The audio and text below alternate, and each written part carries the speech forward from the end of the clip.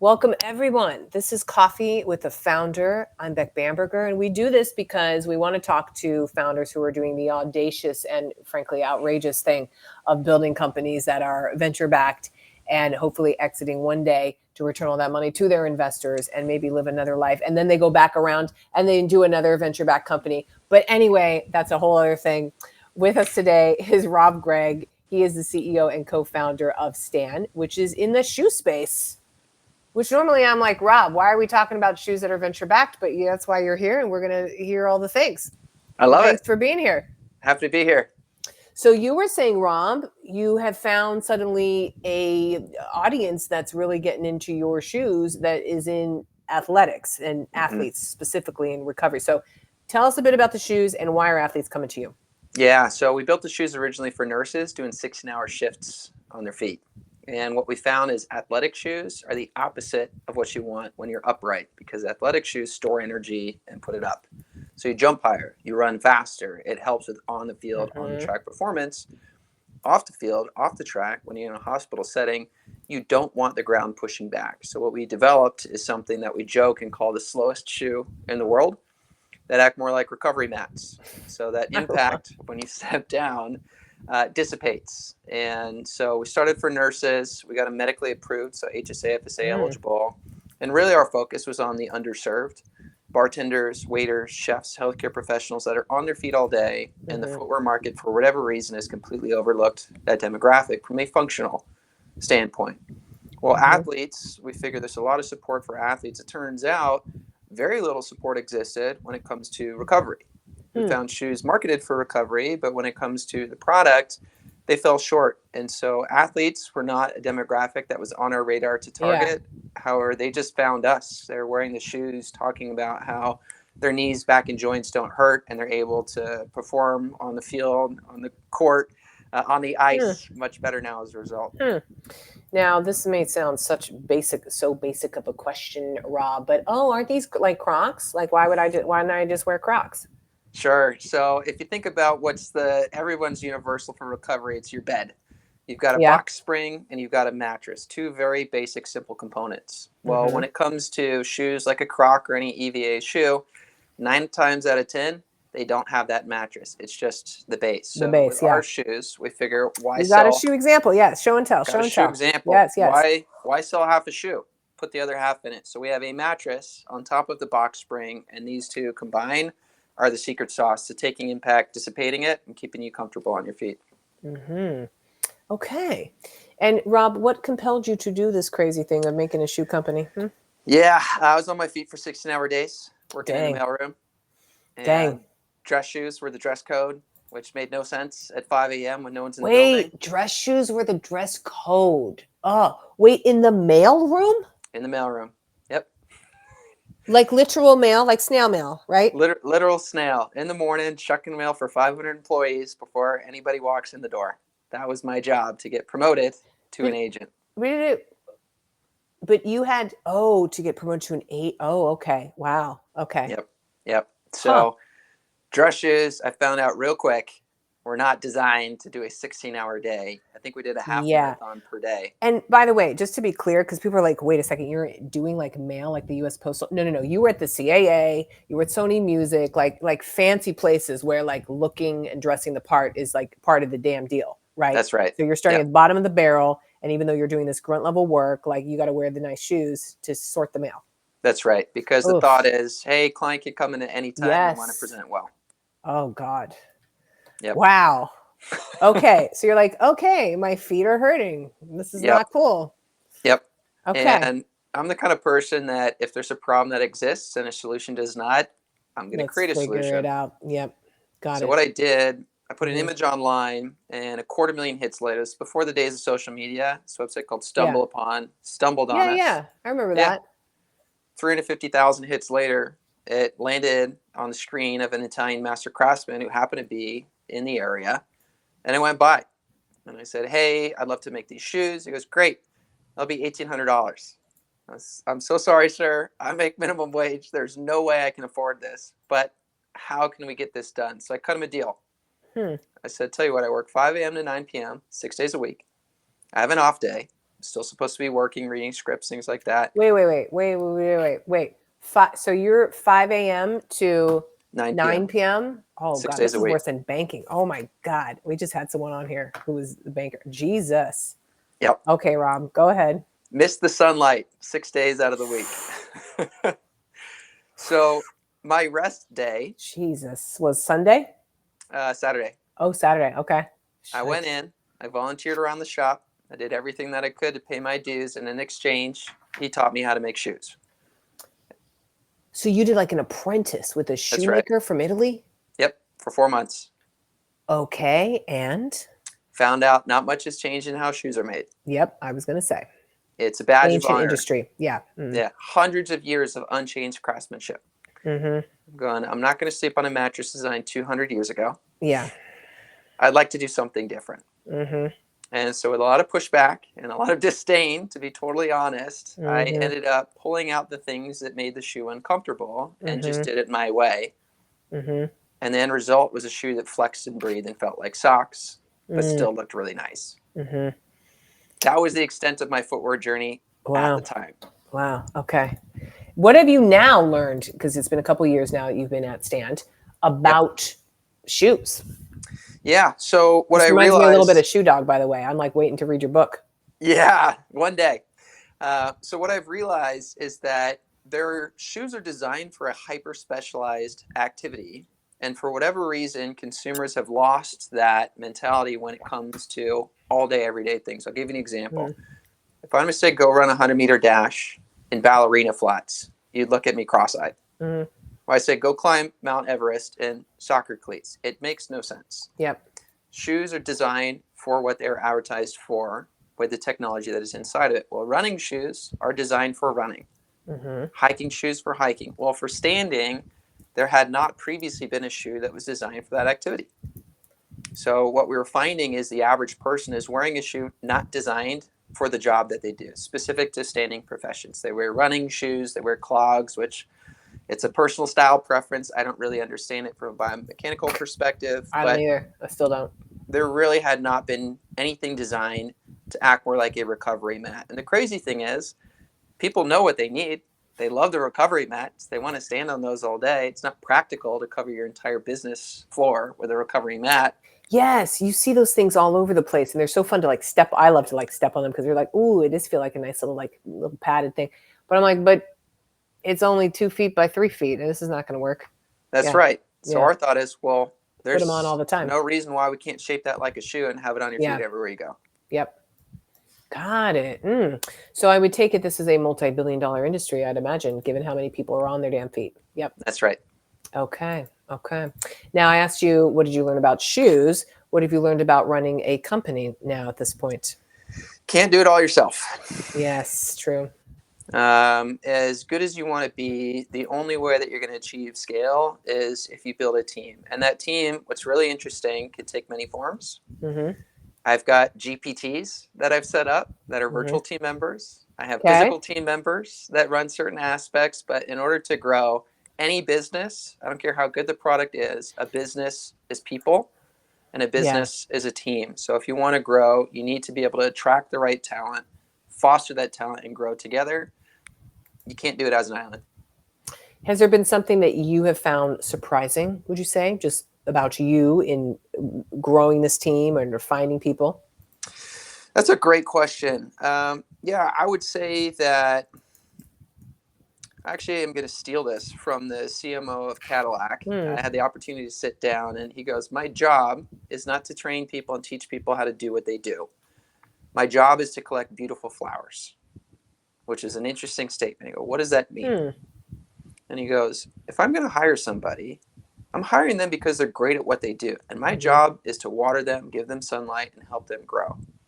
And it wasn't until I actually did it myself that I understood what that meant.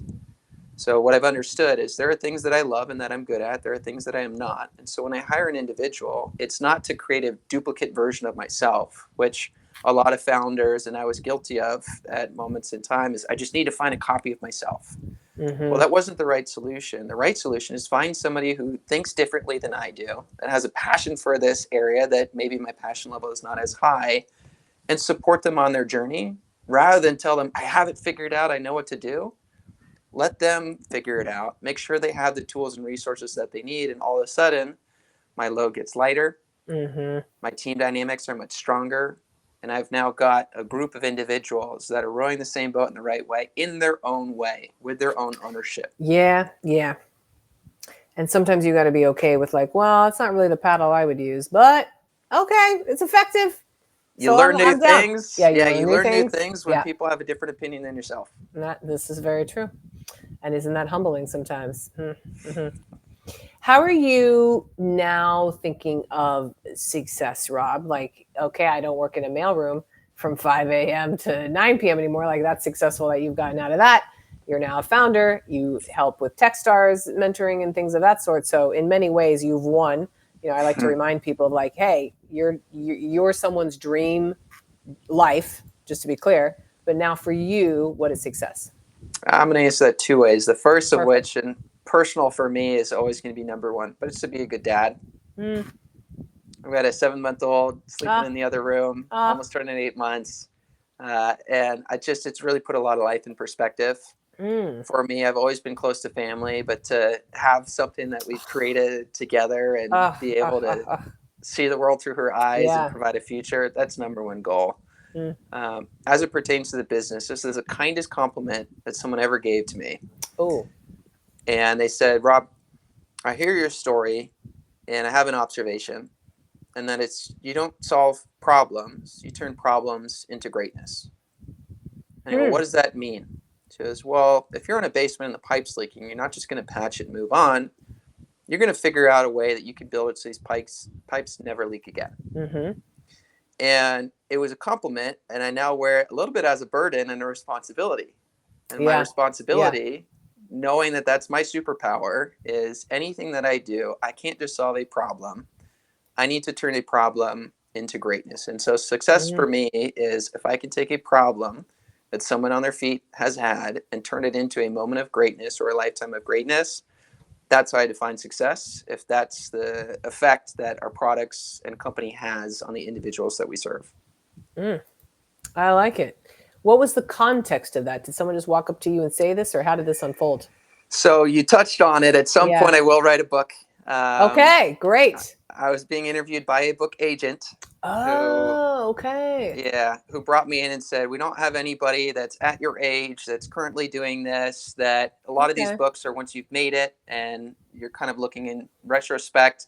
They Mm. thought it would be an interesting story for me to do this in real time. The reality is, to write a book is a full-time job, and my services to my company and my family. And so a book is not quite in the bandwidth scope for me. At some point, I'll go back to it. Mm-hmm. Mm. Okay. So it was in the interview process. Okay. That's Very right. nice. Mm. How are you thinking about totally going a different direction in like the consumer mindset? Yeah. People have been saying, oh, consumers are so fickle. You know, something is a labubu one day. You know, you can't get that damn thing unless you're paying. I don't even know what. For anyone who's not familiar, it's that little squishy, heinous-looking toy thing that's on a keychain of every 12-year-old girl you've ever seen.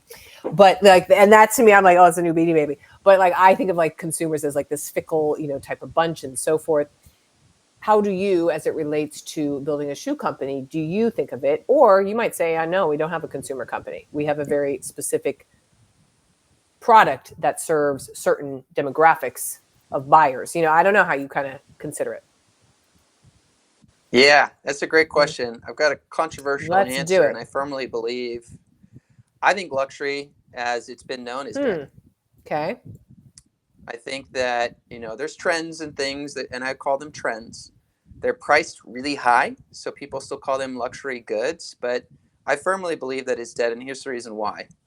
Because luxury in former generations in time was about inaccessibility. It was rare. Not everyone could have it. That's why it was called a luxury. Well, nowadays with gifting and social media, there's just access, so much access to Yeah. so many things, and it's lost that exclusivity. So, what I think the new form of luxury is, when you think about what's the rarest, most exclusive, almost impossible to attain, it's health, Yes. specifically perfect Hmm. health. Health is wealth. I don't think you can ever have, yeah, and you can't have a perfect health. So I think that the new form of luxury is racing that ever chasing goal of perfect health. You'll never achieve it. No matter what you do in life, you will never achieve it. But there are things you can do along the way. So the way I think about consumers for a brand that is not a here today, gone tomorrow, one that grows with you, builds, and becomes part of your lifestyle and habit, they're addressing something about the health of that consumer. And health takes a lot of forms. It may be mental health, maybe physical health, things that you consume, things good for your body. Health is a individual aspect. What's healthy for me might not be healthy for you. But products, brands, services, companies that can address health, I believe, are the new form of luxury, and ones that will stand the test of time and grow beyond a quick here today, gone tomorrow fashion trend. Oh, quite. And if anyone's tracking anything, all the things of health and how do I live longer, how do I look younger, is the area for sure, to say the least. So interesting. You think, your product is in the realm of health, you would say. You could say you have a health tech product. Yeah, our statement and our thought is your shoes should be more than a fashion statement. Okay. They can do a lot for your health. And arguably the most important part of anything that you put on that affects your biomechanics is not how tight or loose your shirt is. It's not how tight or loose your hat's fitting, your chain, anything else. It's where your body touches the ground, and it's shoes in particular. And people just put up with a level of, it's going to suck, it's going to be uncomfortable. It's kind of like TSA. You just accept it. You're going to go. It's not going to be great. Hey, but did you hear people put shoes can stay on now? That was the breaking news for this week. That's right. Glad we solved that after 20 years. Awesome. I know. And so our thought is, well, it shouldn't have to suck. It shouldn't. Yeah. And you shouldn't have to put up with that. Okay. Yeah. So you shouldn't. You could be able to wear the little padded pads that we do for standing all the time, all over the place. As I'm just thinking, like, when was I in a shoe where, well, I have to say, just from my own perspective, like post-COVID, I'm like, okay, we're never wearing heels again. I would be that person who would walk around in New York and then have the change of shoes. You'd be walking down in Manhattan, and you see the people with the bags, the girls with the bags, and you're just like, oh yeah, because she's going to change her shoes to get into the office. And it was just like, thinking about it now, I'm like, it's just absurd. It's just absurd. Do you have something, I sometimes like to tee this up, of where you're like, God, that was absurd back then, or that I can't believe I did that. Now I could easily say it was when you did the job, the mailroom job. Okay, that is absurd. But anything that strikes you where you're like, yeah, that was absurd. I don't know why humanity was doing that or why I was doing that. Yeah, I think there's an absurd mentality, actually. And it's this avoidance of fear and discomfort. To me, I think that's absurd because I firmly believe that there's a reason why humans are the most visibly populous species on the planet. It's because we have the strongest survival instinct of any species. Not because we're the biggest or strongest, but our instincts, I firmly believe, are stronger than anything else in the animal kingdom. And what is absurd to me is to not allow yourself the opportunity to find out what you're made of and bring that out. And so by finding comfort, finding security, listen, that's great if you have it, but it's going to dull your senses and dull what it means to be a human. It's like a lion in the zoo stops becoming a lion. So I think it's absurd to let fear hold you back. I think if you're afraid of something, within reason, don't go down a dark alley late at night kind of things. But if something's really making you afraid and scary, lean into it. And you'll surprise yourself. When your back's against the ropes, we will fight and kick and bleed and breathe stronger than anything else in the world and find out what you're made of. And 9 times out of 10, you're going to find a solution. So lean into fear. Oh, this is my favorite thing. I also like the stat. You have survived 100% of everything you've endured so far. That's 100%. Right. Pretty remarkable. That's right. I love saying that to some people where they're totally petrified because they're like, oh, I am 100%. Like, yeah, it's a true statement. Would you say, I love that. Would you say right now, or this is me pontificating and thinking like, okay, you're a young dad, you have a youngish company. Is this the combination, one of the hardest things you're doing right now? The hardest thing to do, and I'm actually taking this from one of my old swim coaches, was a Navy SEAL, and still to this day, if you ask them the same question, he would respond the same way. It's the hardest thing that I do every day. It's getting 2 feet out of the bed. And it's so true. Because starting your day at a certain time, it's it's always a challenge. You want to hit the snooze, you want to sleep in. But what I've realized is if I'm burning a couple hours to get a couple extra hours of rest, those are 2 very usable hours in the day that are now gone. And my day, I want to be able to spend time with my family and with my daughter and my dog and everyone else. And if I get up and get those 2 feet Yep. out of the bed before anybody else is awake, well, I've got the cheat code that's unlocked 2 extra hours in my day that everybody else is wasting by not getting their feet out of bed. So that is still and will always be the hardest thing for me is just getting 2 feet out of bed every morning. 2 feet out of the bed every morning. And then if you could even have the perspective, I try to have this perspective of just like, and how lucky you are to do that. How great you have these feet. You can actually move them. You're born at this time and age in this country, whatever. Like, yeah. We have an expression in our family. We've shortened it to nobody, but the short version is nobody is luckier than us. I like that. Mm-hmm.